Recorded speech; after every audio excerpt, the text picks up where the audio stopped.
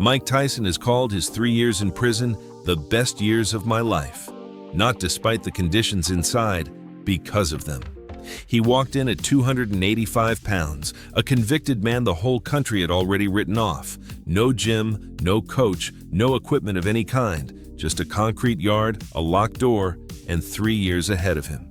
He walked out nearly 70 pounds lighter, faster than he'd been in a decade, and ready to knock a man out in the very first round of his comeback fight. Here's exactly what he did in that cell, and why it worked better than anything a fully equipped gym could have offered. To understand why a prison cell became a turning point instead of a breaking point, you have to understand what Tyson was carrying before he ever got there. He'd become the youngest heavyweight champion in history at just 20 years old, a title that came with promoters pulling at him from every direction, a media cycle that never slept, and an entire sport resting on his shoulders. By his own account, the pressure of holding up that image was bad enough that his hair started falling out. Years earlier, he'd already lost the one man who had actually anchored him, his mentor, Cus D'Amato, and he said that from that point on, he carried everything alone. Add a devastating loss to Buster Douglas and a criminal conviction on top of it, and the man who walked into that cell wasn't just physically worn down, he'd been performing a myth for so long that he'd started losing track of where the performance ended, and he began. Prison stripped all of that away, and strangely, that's exactly what he needed. Once the door closed, there was no entourage, no cameras, no image left to protect. Just a yard, a cell, and, for the first time in over a decade, actual silence. Most people in that position count the days. Tyson built a program out of absolutely nothing, one habit at a time, and it ended up reconstructing his entire body from the ground up. Method 1. The miles. Every morning before the rest of the facility was even awake, Tyson went out to the yard and ran the same 8 to 9 mile loop. Not sprints, not intervals. The same steady distance at the same pace, every single day for 3 straight years, no exceptions. To put it in perspective, most people who exercise regularly don't cover that much ground in an entire week. Tyson did it before breakfast every single day for 3 years. Here's what that actually does to a body.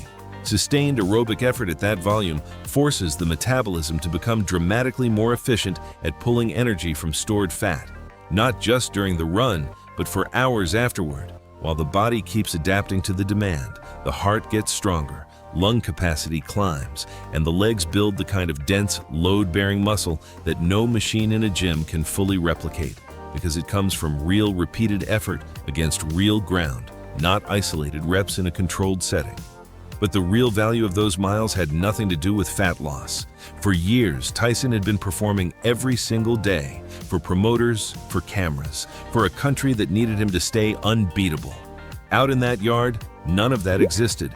No audience, no title to defend, nothing to prove to anyone, just his own feet, hitting the same stretch of ground, morning after morning. It was the 1 hour of his day that belonged entirely to him. But those miles were only ever half the equation. Once the sun went down, an entirely different kind of training began, the kind no gym on earth would ever put on a program. Method 2, the training no one saw. When the yard closed for the night, Tyson didn't rest. He went back into his cell and jumped. No rope, no rhythm, nothing but his own body weight against a concrete floor for hours at a stretch. That might sound almost too simple to matter. Most people treat jumping as a 2-minute warm-up before the real workout starts. But hours of it, night after night, is one of the most demanding things you can put a body through, because every single jump fires the calves, thighs, glutes, core, and shoulders at once, with nowhere for any single muscle group to hide. It's the exact quality every serious boxing coach has spent 100 years trying to build with a jump rope. Footwork, timing, explosive power, and a cardiovascular engine that refuses to quit. Think of it this way. The miles gave him the stamina to last 12 rounds. The jumping gave him the reflexes to make sure he'd never need all 12.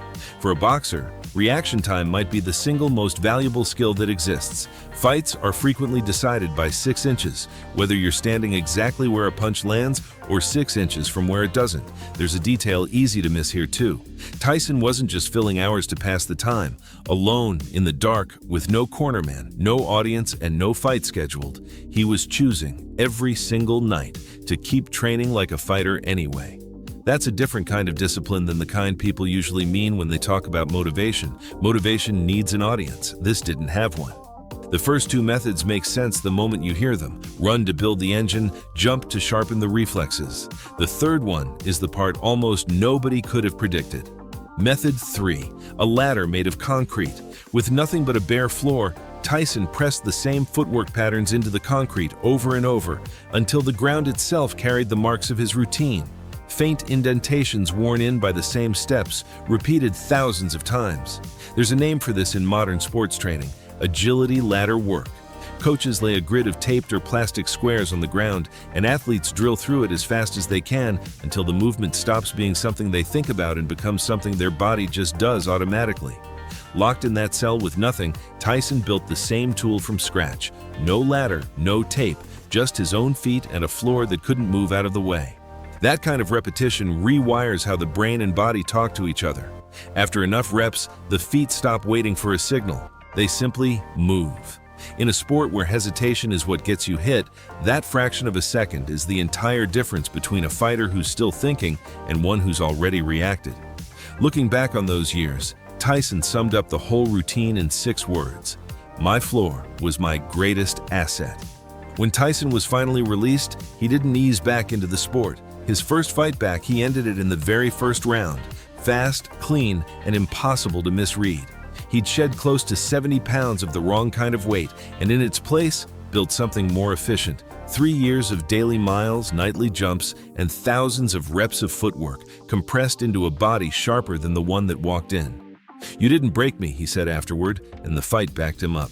But when people ask him, even now, what those 3 years actually gave him, he doesn't lead with the knockout, and he doesn't lead with the number on the scale. He says 3 words: "I have peace." It's tempting to walk away from this thinking the lesson is, you don't need a gym. That part is true, but it's the smaller point.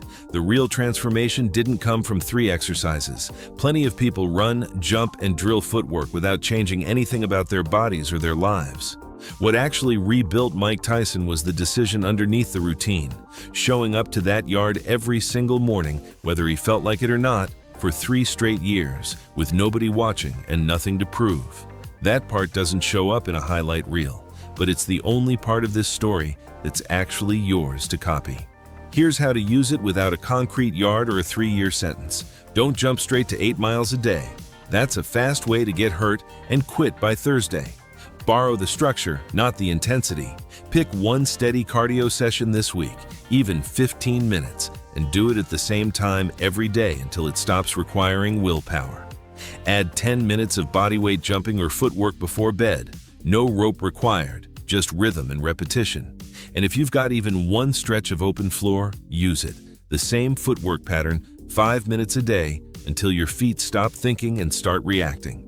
None of that will make headlines. Neither did a concrete yardness until it built one of the most feared bodies in the history of the sport. If this changed how you think about what you actually need to transform your body, hit like. It's the only reason this reaches the next person who needs to hear it. And subscribe, because next time, we're breaking down another athlete who built something extraordinary out of almost nothing.